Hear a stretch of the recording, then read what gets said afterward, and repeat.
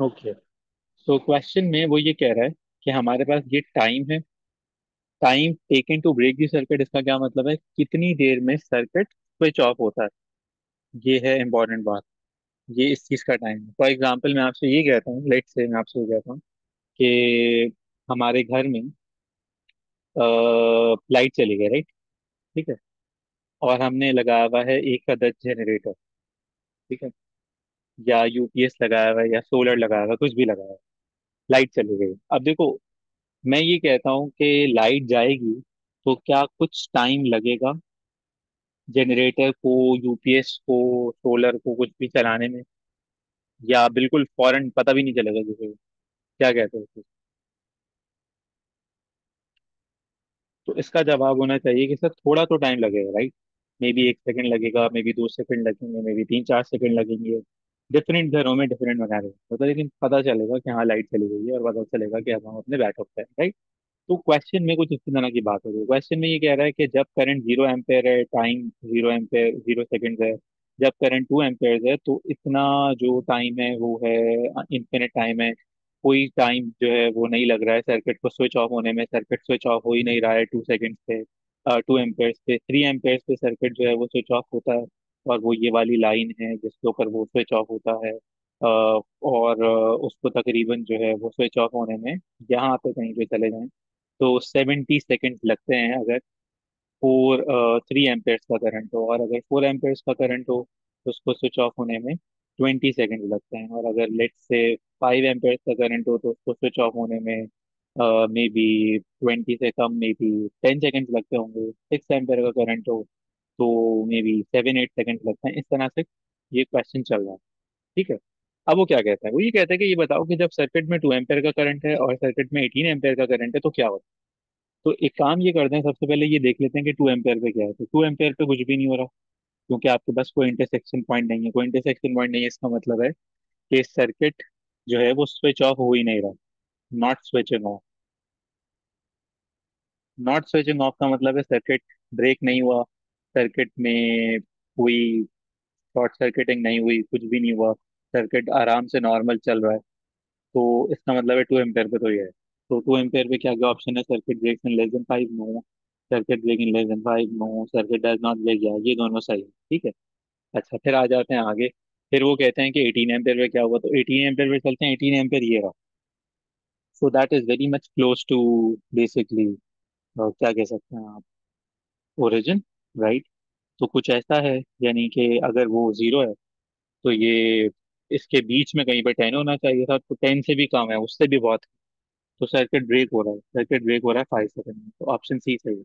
ये बताओ, ये बात समझ में आई?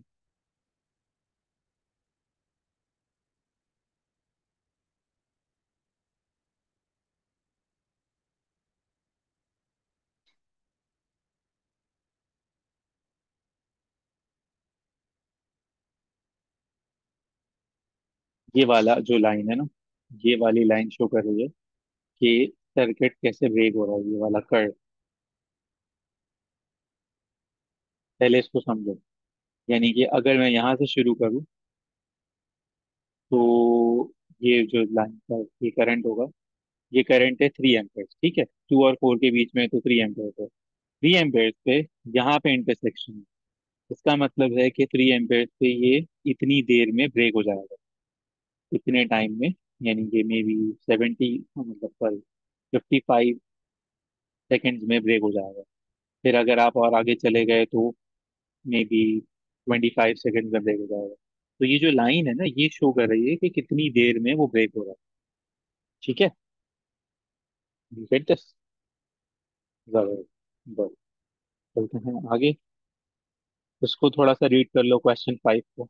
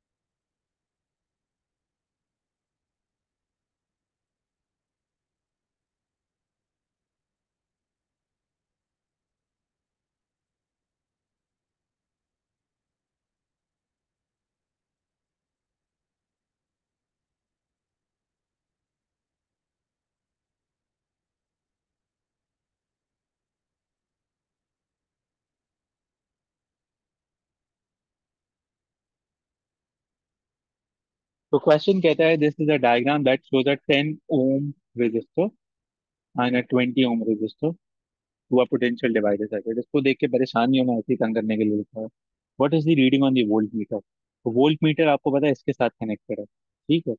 तो 12 वोल्ट्स टोटल है। 12 वोल्ट्स में से कुछ यहाँ जा रहा होगा, कुछ यहाँ जा रहा है। और बड़ा ही सिंपल मैथ्स इसके लिए आपको यूज करना है। आप पहले इसमें रिलेशनशिप देखो कितना है। तो ये इसका एग्जैक्टली हाफ है, या वो इसका ट्वाइस है, राइट। सिंपल है। 10 टाइम्स 2 है। तो हम 12 को क्या इस तरह से ब्रेक कर सकते हैं कि हमें एक रजिस्टर पे जितना भी वोल्टेज मिले तो दूसरे को उसका डबल मिले। तो 12 में ऐसा हो सकता है 6 और 12, राइट। नहीं, 6 और 12 नहीं हो सकता, कुछ और होगा। चलो फिगर आउट करते हैं क्या होगा। तो क्या होना चाहिए? 2 और 6? नहीं, ये भी नहीं होगा। फिर क्या होगा बताओ? तो 4 और 8, ये होगा। हाँ, ये हो सकता है। तो 4 टाइम्स 2 इज 8, और 4 प्लस 8 इज 12, राइट। तो अगर मैं ऑप्शंस में देखूँ तो मेरे पास 8 है, ये राइट। तो 8 सही। Do we get this?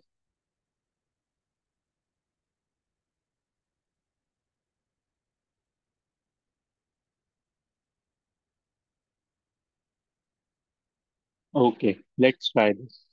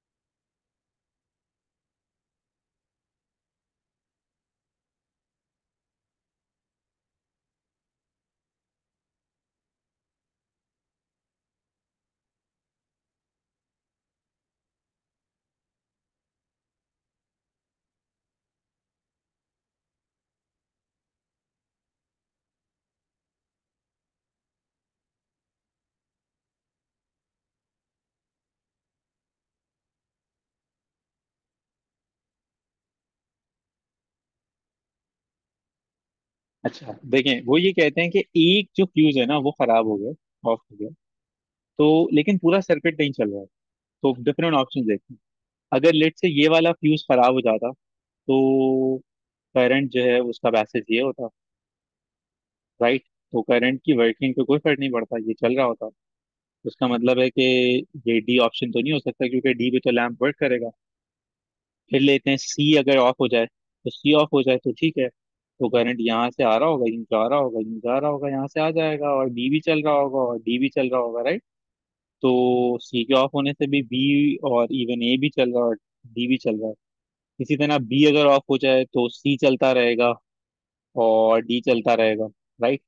लेकिन अगर ये ऑफ हो जाए तो पूरे सर्किट में करंट रिलीज ही नहीं होगा, करंट का पाथ बनेगा ही नहीं। अगर वो यहाँ से शुरू करता है तो यहाँ पे उसको जो है वो ब्रेकअप मिल जाएगा। यहाँ से जाता है, जा ही नहीं सकेगा यहाँ पे। तो A would be the correct answer, right. Very simple. Let's move on. समझ में आया आप दोनों को?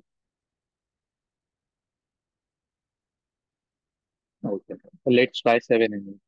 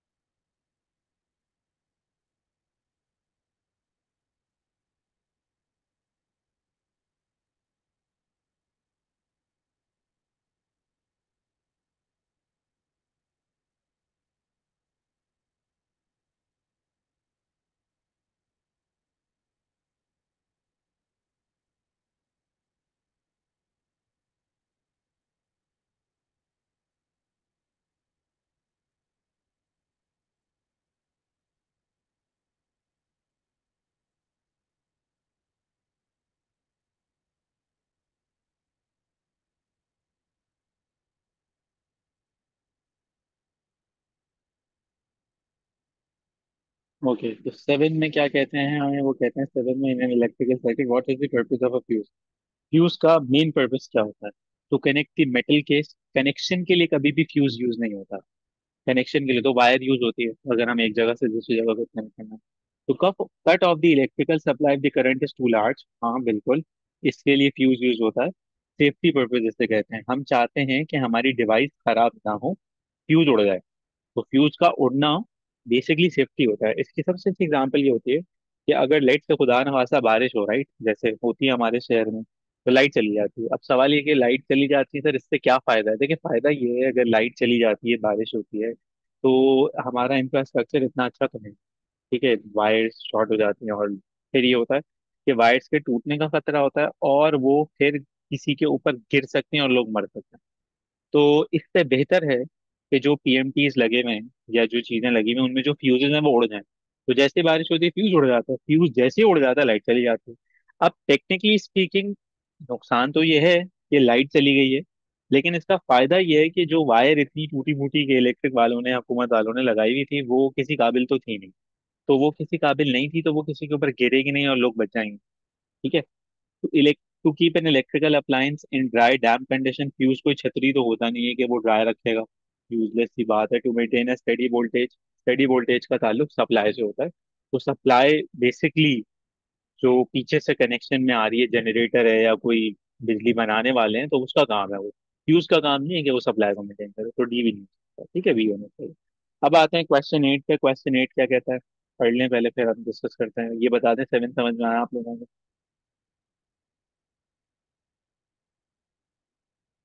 अब एट देख लें पहले।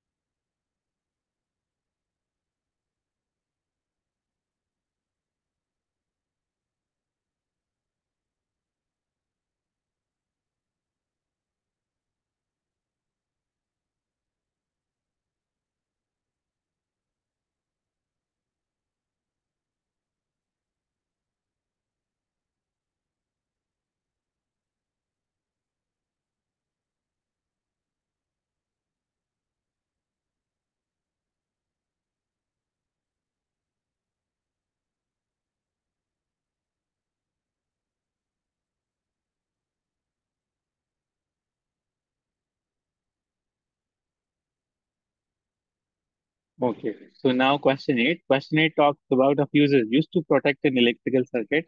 This diagram shows where the fuse to be connected. तो लाइव वायर और न्यूट्रल वायर्स में हम डिस्कशन कर चुके हैं, हम इसको रिपीट कर लेते हैं। लाइव वायर वो होती है जो रेड होती है, या आप बेसिकली कहते हो कि ब्राउन होती है, और इसमें हाई पोटेंशियल होता है, खतरा होता है इसमें। घर में भी अगर आपको कहीं रेड वायर नजर आती है तो कभी भी उसको हाथ नहीं लगाते। ठीक है।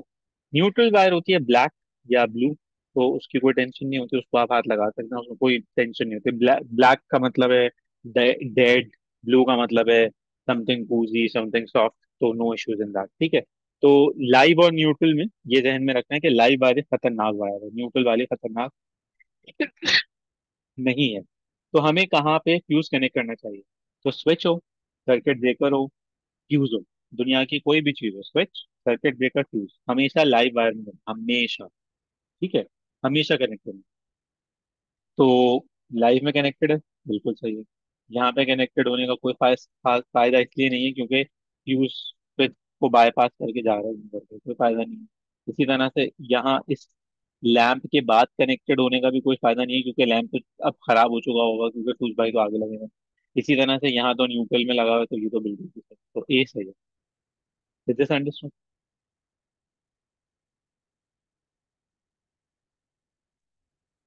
Good. Let's move on to next question. चलो, पहले 9 चेक करो, फिर 10 पे जाते हैं।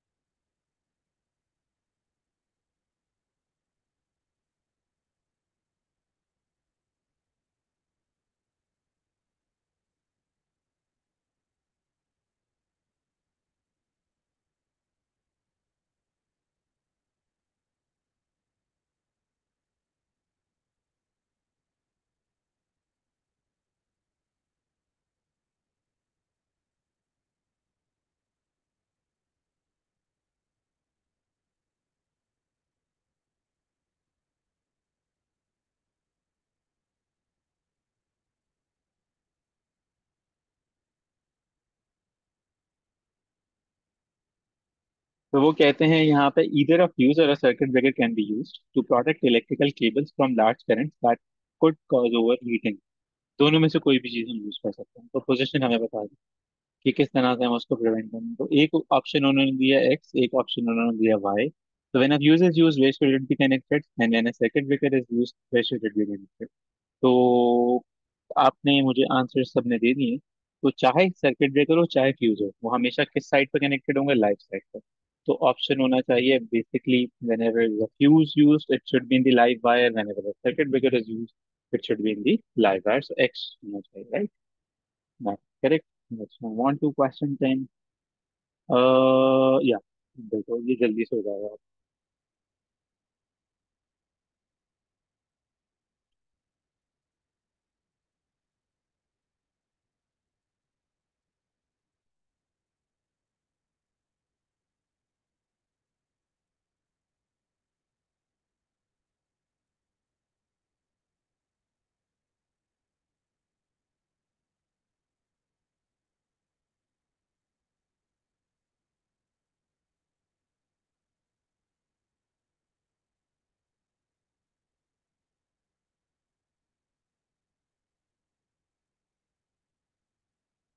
10 is B, right? Not, not A. Why not A? Because वो कहते हैं कि फ्यूज की करेक्ट पोजीशन क्या है। तो फ्यूज की करेक्ट पोजीशन ए नहीं है, क्योंकि ए फ्यूज में स्विच के साथ सीरीज में नहीं है। क्योंकि करंट फ्लो करता रहेगा चाहे स्विच ऑफ हो। तो ऐसे डिवाइस का क्या फायदा? जब स्विच ऑफ होगी तब भी अप्लायंस चलती रहेगी, तो क्या फायदा होगा इसका? बी में आते हैं तो लाइव वायर में पहले फ्यूज है, उसके बाद स्विच है। क्योंकि स्विच ऑन करेंगे तो इसमें करंट आएगा, स्विच ऑफ है जैसे अभी के तो फिर करंट नहीं आएगा। यहाँ आ जाए तो ये तो न्यूट्रल में टोटल रबिश है। यहाँ आ जाए तो ये इसका फ्यूज से कोई ताल्लुक नहीं है, क्योंकि अब जैसे आप स्विच ऑन करोगे तो फ्यूज में भी करंट जा रहा होगा और अप्लायंस में भी जा रहा होगा, तो इवेंचुअली होगा कुछ भी नहीं। तो यहाँ का करेक्ट आंसर है बी। ठीक है, गुड। Let's move on. ये करते हैं क्वेश्चन नंबर 11।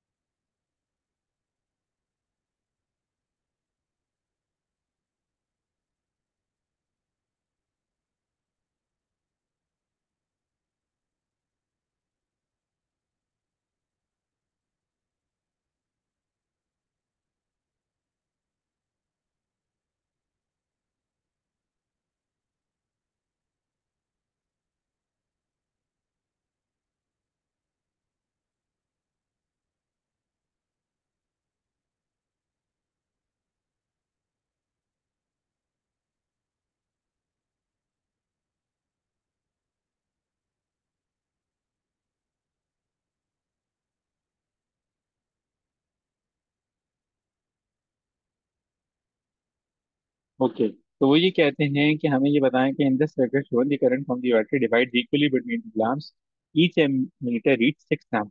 ठीक है, तो ये जो बैटरी है, इसमें से जो भी करंट फ्लो करके गया है, फ्लो करके गया है, वो डिवाइड हो गया दोनों में, और ये भी 6 एम्पेयर रीड कर रहा है, ये भी 6 एम्पेयर रीड कर रहा है। ठीक है, तो अब आप ये बता देंगे इसका सही आंसर क्या होना चाहिए, और बेसिकली किस तरह से इसको काम करना चाहिए। ठीक है, तो इसमें जो क्वेश्चन है बेसिकली वो थोड़ा सा ट्रिकी है। क्यों ट्रिकी है? क्योंकि वो ये कहता है what is the suitable rating for the fuse in this circuit. इस सर्किट में अगर हम एक फ्यूज लगाना चाहते हैं तो उसकी सुटेबल रेटिंग क्या होनी चाहिए। ठीक है, सुटेबल रीडिंग उसकी क्या होनी चाहिए, दिस इज वेरी इंपॉर्टेंट। अब ऑप्शन ये है कि अगर मैं 6 एम्पेयर का फ्यूज लगाऊंगा तो 6 एम्पेयर पे वो उड़ जाएगा, यानी कि इट विल गेट ऑफ, जल जाएगा, वो खत्म हो जाएगा, तबाह बर्बाद हो जाएगा। ठीक है, दूसरा ये कि क्यों ऐसा होता है, क्योंकि जब भी किसी डिवाइस के ऊपर लिखा हुआ होता है ना कि उसकी रेटिंग ये है, फॉर एग्जाम्पल पहले इस चीज को समझें। रेटिंग लिखी हुई है अगर एक फ्यूज के ऊपर 5 एम्पेयर, इसका मतलब है 5 एम्पेयर पे वो काम तो करेगा, लेकिन जैसे ही करंट 6 एम्पेयर होगा ना उसको एक्सीड करेगा तो वो उड़ जाएगा। ये सबसे ज्यादा इंपॉर्टेंट बात है, ये समझने वाली बात। इसी तरह से अगर मैं ये कह दूं कि कोई सर्किट ब्रेकर है उसकी रेटिंग है 10 एम्पेयर, तो 10 एम्पेयर तक वो करंट बर्दाश्त करेगा, लेकिन जैसे ही 11 एम्पेयर होगा वो उड़ जाएगा। तो 10 एम्पेयर मैक्सिमम है वो जितना होल्ड कर सकते हैं। ठीक है, अब आते हैं कि इस सर्किट में इस वक्त क्या चल रहा है। तो जो 99% स्टूडेंट्स हैं वो आंसर सेट करेंगे 6 एम्पेयर, क्योंकि सर 6 एम्पेयर जा रहा है तो 6 एम्पेयर यहाँ होना चाहिए। लेकिन एक प्रॉब्लम है ना, प्रॉब्लम पता है क्या है? प्रॉब्लम ये है, देखें कि 6 एम्पेयर इसमें है, 6 इसमें है, तो इसका मतलब है टोटल 6 तो नहीं हुआ, टोटल कितना हुआ? और क्वेश्चन क्या कह रहा है, डिवाइड्स इक्वली 6। इसका मतलब है ओरिजिनली तो 12 था ना इसके बाद, तभी वो 6 और 6 में डिवाइड हुआ। आया ना? तो ये तो गलत हुआ आंसर। अगर फ्यूज लगाना है अब, ये भी नहीं लगा सकते तो ये लगाना पड़ेगा। तो सर आप 13 एम्पेयर का फ्यूज लगाएंगे? हाँ, मैं 13 एम्पेयर का फ्यूज लगाऊंगा, क्योंकि ऑप्शंस में कहीं 12 है ही नहीं। हाँ, अगर 12 होता तो फिर मैं 12 पे जाता, फिर मैं 13 में नहीं जाता। ये बताओ, ये बात समझ में आई? ये मैंने पढ़ाते हुए भी उस वक्त भी बताई थी कि ऑप्शंस बड़े ट्रिकी होते हैं फ्यूज के क्वेश्चन में। तो कैलकुलेशन तो इतनी नहीं होती, लेकिन सोचना और समझ के काम करना। ठीक है, अच्छा, 11 हो गया। अब आते हैं 12 वाले, बहुत सारे इस तरह की कर लिए तो उसको स्किप करते हैं, यहाँ आते हैं इसके बारे में क्या कहते हैं, 13 के बारे में।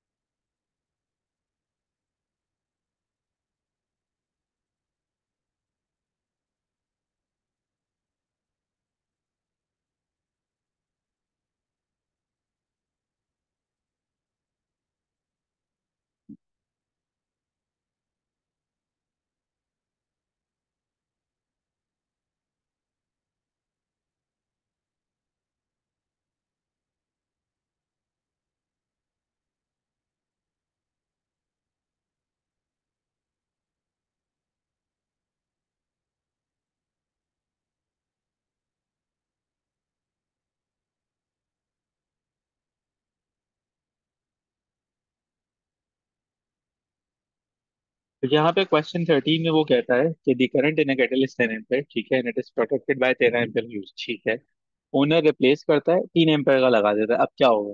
What happens when the kettle is switched on? तो फ्यूज उड़ जाएगा, केटल को कोई फर्क नहीं पड़ेगा। क्यों कोई फर्क नहीं पड़ेगा?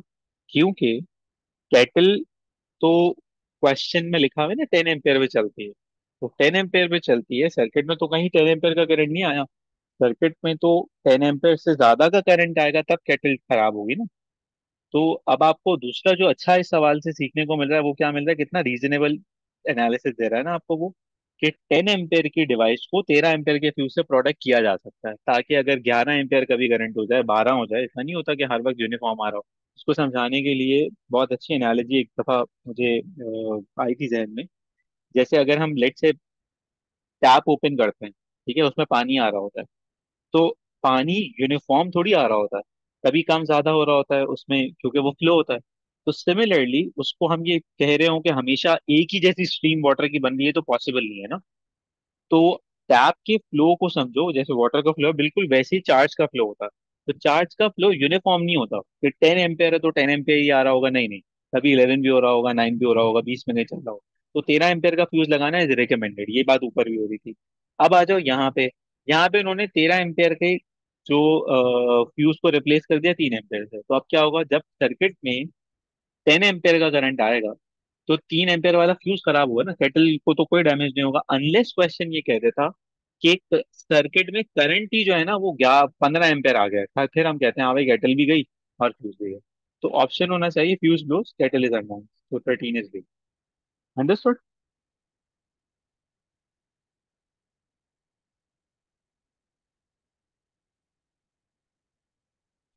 अच्छा यहाँ देखें जरा इसके बारे में क्या कहते हैं लोग।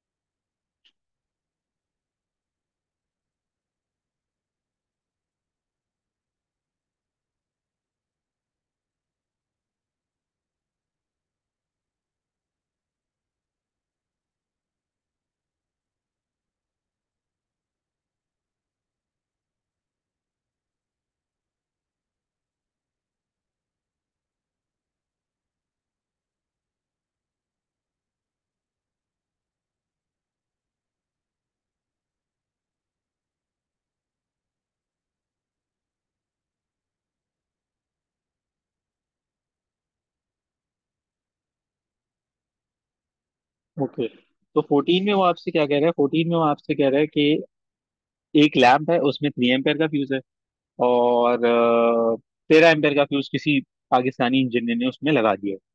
लैंप पे मसला नहीं है। लैंप जब स्विच ऑन होगा तो क्या होगा, तो कुछ भी नहीं होगा भाई, लैंप चल रहा होगा नॉर्मली। क्योंकि हाई करंट आता तो वो फ्यूज होता तो कुछ होता, कुछ भी नहीं हुआ, हाई एम्पेयर का उसने फ्यूज लगा दिया। अब ये होगा इसका नुकसान, यानी कि प्रॉब्लम क्या है, प्रॉब्लम ये है कि सर अगर मतलब आप कह रहे हैं कुछ भी नहीं होगा, तो फिर तो हर एक को ये काम कर देना चाहिए।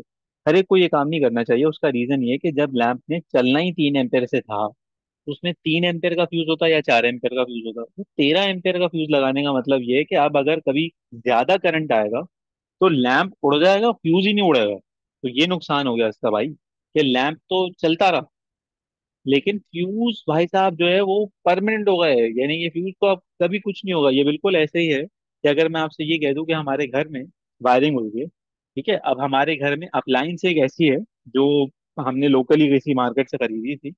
तो अब उस अप्लायंस के अंदर इतनी बेकार चीजें लगी हैं, तो करंट तो वायरिंग दे रही है, दे रही है, दे रही है, अप्लायंस उड़ जाएगी वो, क्योंकि अप्लायंस के अंदर कोई अर्थिंग नहीं होती, कोई सेफ्टी नहीं होती, कोई फ्यूज नहीं होता। ये मैं लॉजिक समझा रहा हूँ, तो ठीक है। 15 पे आ जाए हम। 15 पे क्या कहते हैं।